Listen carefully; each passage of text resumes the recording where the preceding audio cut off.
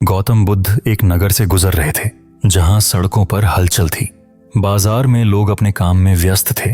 पक्षी मंदिरों की ऊंचाइयों पर बैठे गा रहे थे और एक मंद बयार से वातावरण शांत था। अचानक बुद्ध की दृष्टि एक घबराई हुई कन्या पर पड़ी जो अस्त व्यस्त वस्त्रों में थी। उसकी आंखों में भय स्पष्ट झलक रहा था। उसके पीछे कुछ सैनिक क्रोध और हड़बड़ाहट से दौड़ते आ रहे थे। वह लड़की हांफते हुए भागी और एक पुराने कुएं के पास जाकर रुक गई। बुद्ध ने उसे नजदीक बुलाया और सौम्य स्वर में कहा, पुत्री, क्या तुम हमारे लिए पानी निकाल सकती हो? स्वयं भी पी लो और हमें भी दो। लड़की हिचकिचाई और कांपती आवाज में बोली, महाराज, मैं अछूत हूं। यदि मैंने जल निकाला तो यह अपवित्र हो जाएगा। बुद्ध मुस्कुराए, प्यास किसी को ऊंच नीच में नहीं बांटती। मैं बहुत प्यासा हूं, पहले तुम पानी निकालो। सैनिक अब वहां पहुंच चुके थे। वे अपने हथियार लिए तैयार खड़े थे, लेकिन बुद्ध के शांत हाथ के इशारे से वे रुक गए। लड़की ने कांपते हाथों से रस्सी पकड़ी और कुएं से पानी खींचा।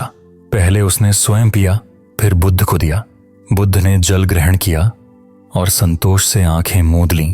तभी नगर के राजा वहां ये आ पहुंचे। उन्होंने बुद्ध को प्रणाम किया और एक सुवर्ण पात्र में सुगंधित जल अर्पित किया, परंतु बुद्ध ने लेने से मना कर दिया। उन्होंने राजा की ओर देखते हुए कहा, मैं पहले ही अपनी प्यास बुझा चुके हूं। यह जल मेरे लिए सबसे शुद्ध है। राजा विस्मित थे।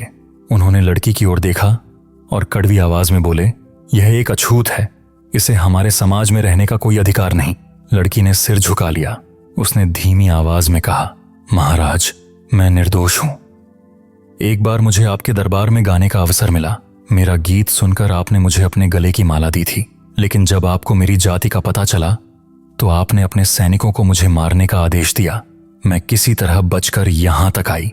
बुद्ध ने राजा की ओर गंभीर दृष्टि से देखा और कहा, राजन, मनुष्य की पहचान उसके जन्म से नहीं बल्कि उसके कर्मों से होती है। यह कन्या जिसके मधुर स्वर ने आपको प्रसन्न किया, जिसे आपने स्वयं सम्मानित किया, वह नीच कैसे हो सकती है?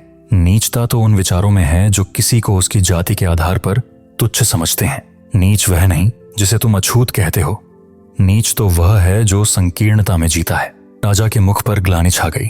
उन्होंने विनम्र होकर बुद्ध से क्षमा मांगी और लड़की को स्वतंत्र कर दिया।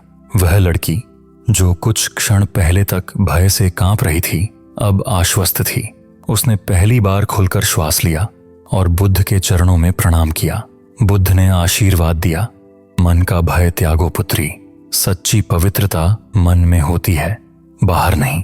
राजा और सैनिकों ने मौन स्वीकार किया कि उनका दृष्टिकोण संकीर्ण था। बुद्ध आगे बढ़ गए और उनके शब्द नगरवासियों के हृदय में अंकित हो गए, जैसे जल पर पड़े तरंगों की छवि देर तक बनी रहती है। हमारी इस वीडियो का सफर यहीं खत्म होता है। आशा करते हैं आपने इस कहानी से जरूर कुछ सीखा होगा, लेकिन जाने से पहले हमारा आपसे एक सवाल है। इस कहानी में किस चीज ने आपको सबसे अधिक प्रभावित किया है? कमेंट में लिखकर अवश्य बताएं ताकि हम सब एक दूसरे के विचारों को जान सकें। और हमारे YouTube चैनल इनर साइलेंस को लाइक और सब्सक्राइब करें और साथ ही Facebook पर फॉलो जरूर करें, क्योंकि हम इसी तरह की वीडियोस आपके लिए रेगुलर लाते रहेंगे। अगली वीडियो में फिर मिलेंगे, तब तक के लिए यूं ही खुश और मुस्कुराते रहिए।